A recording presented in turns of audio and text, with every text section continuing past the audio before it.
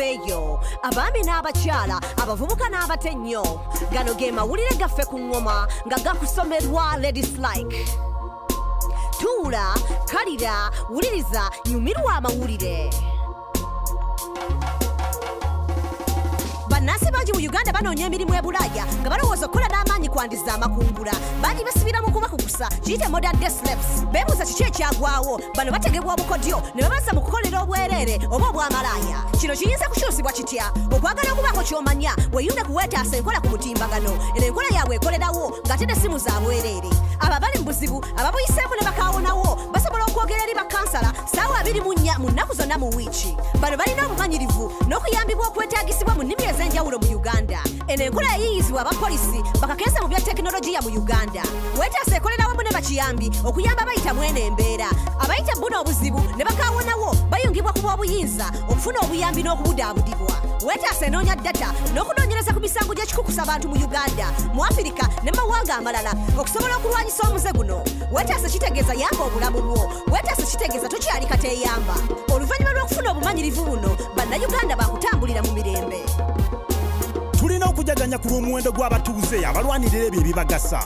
Leero tuyozayoza ono munnansi omuzira. Ani oyo era kiki kye baakola ekyomulamwa? Amannya gasijja kugalojjanga maleyo naye katumuyite Eunice era luno lwe lugero lwe. Mu kipukupuku yalabisa lecturer eyali akozesa ekifo kyo okukabasanya abayizi. Ono omusajja anoonyerezebwako y'ani? Ono ye Dr. Kyomuhendo Susan ow'e Makerere. Ono yatiisatiisa omuyizi nga watajja kutikkirwa singa tamusisinkana naye nga teyamanya omuwala yalinayo akakodyo aba NBS TV bamuteekako kamera ku kitogi ey'okumukwata ng'akozesa ekifo kye obubi. Omuwala ya recordinga byonna ebyali bigenda mu maaso mu nsisinkano eno mu loogi. Bwe byamubuuzibwa aba NBS TV yabyegaana yadde ebyali bikwatiddwa katambi bwali bujulizi. Bwe twogerera yawandiise ebbaluwa erekulira. Makerere erabye ebizibu ng'abasomesa abakabasanya abayizi olw'obubonero ekintu ekibi ddala ekintu ekitujjukiza n'omugenzi Lawrence Mukiibi. Eri abasajja bano bombi omusango ogubavunaanibwa gwe gumu naye nga kizibu okubalumiriza. Era y'ensonga lwaki Eunice ayitibwa munnansi omuzira. Yali mu buzibu n'abwetikka okusobola okutaasa abayizi banne okwamuka ekibambulira.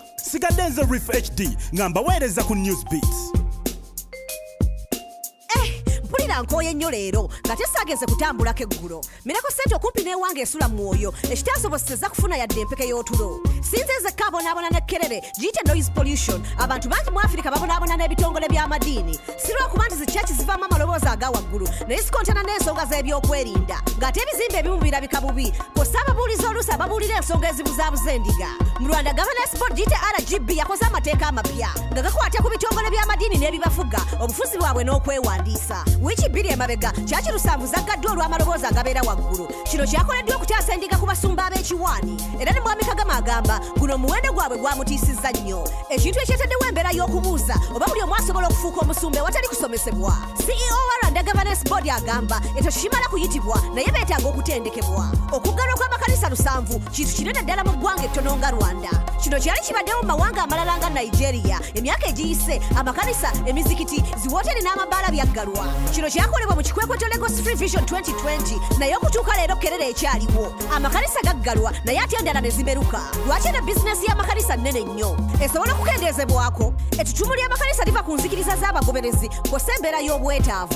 Okwetoolola Afirika yonna eby'emirimu, eby'obulamu n'ebyokusoma si byangu kufunibwa mu bannansi era abamu tebasobola kwejja mu ddubi lya bwavu. Ekyo bwe kitakyuka ebitongole by'amadiini byakwekansa kw'ossa okwewangulira abagoberezi abanoonya enkyukakyuka n'ettaala mu bulamu. Gano mazima naye kyannaku ndowooza abakulembeze baffe basaanye okukirowoozaako ennyo. Olowooza waliyo omulimu abakyala gwe batasobola?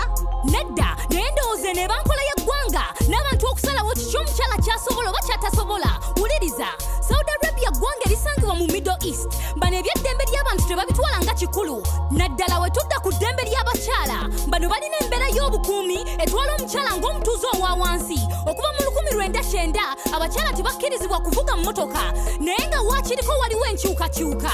Naye we tudda ku byeddembe ly'obuntu Saudi Arabia eri ku birala. Kabaka Salman yalangiridde omusika we ng'ono ye mutabani we Muhammad bin Salman muyite MBS n'ebyaddiridde byewuunyisa ng'okuggyeko mu kuteeka erigaana abakyala okuvuga emmotoka era kati abakyala bakuvuga emmotoka owatali kusibwa. wiiki ewedde abamu ku bakulu mu magye nabo baagobwa nga Army Chief of Staff era ne bakomanda abamu baasiba engugu zaabwe oluvannyuma lw'okugobwa. Abakyala bakkirizibwa okuyingira mu magye, ekintu ekitabangawo mu byafaayo bya Saudi Arabia. Minisitule y'ebyomunda yakkiriza abeewandiisa naye baba balina okufuna olukusa okuva ew'omwami abakuuma. Ne mu byobufuzi babano basensera ekifo kya Deputy Minister kitunuuliddwa mukyala. Kirabika nga Tamanda Bint Yusuf Al-Rama wakukuzibwa naye nga kino kyandireetawo obukubagano. Ku ludda olulala kuno okusalawo kulabika nga okutaliimu kyekubira naye nga wakyaliwo ebirala ebibuzaabuza okugeza ebya Saudi Arabia okwenyigira mu lutalo mu Yemen ekiviiriddeko abantu obukadde 8 okugwa mu njala kakutiya kw'ossa ne bannansi bangi okukkirira ezzira kumwa. Katusuubire okusalawo kwa kabaka ne mutabani we kwa kubatwala mu maaso si kuwa bakyala ddembe lyokka naye n'okulaba nga zino enkyukakyuka ziwangaala era ne ziteekebwa mu nkola mu lino eggwanga mu Middle East. Sigadde nze MC Loy nga mbaweereza ku Newsbeat. ago ge gabadde amawulire gaffe ku ngoma n'olulala tuulowuliriza amawulire amalala agookya. Nsigadde nze Lady Slike, gano ge mawulire ku ngoma. Wulira amawulire, tuula kalira wuliriza, goberera okuva ku studio paka ku street. Ge mawulire, goberera engoma, goberera engoma, goberera engoma, Goberera engoma, goberera engoma, goberera engoma, goberera engoma, goberera engoma.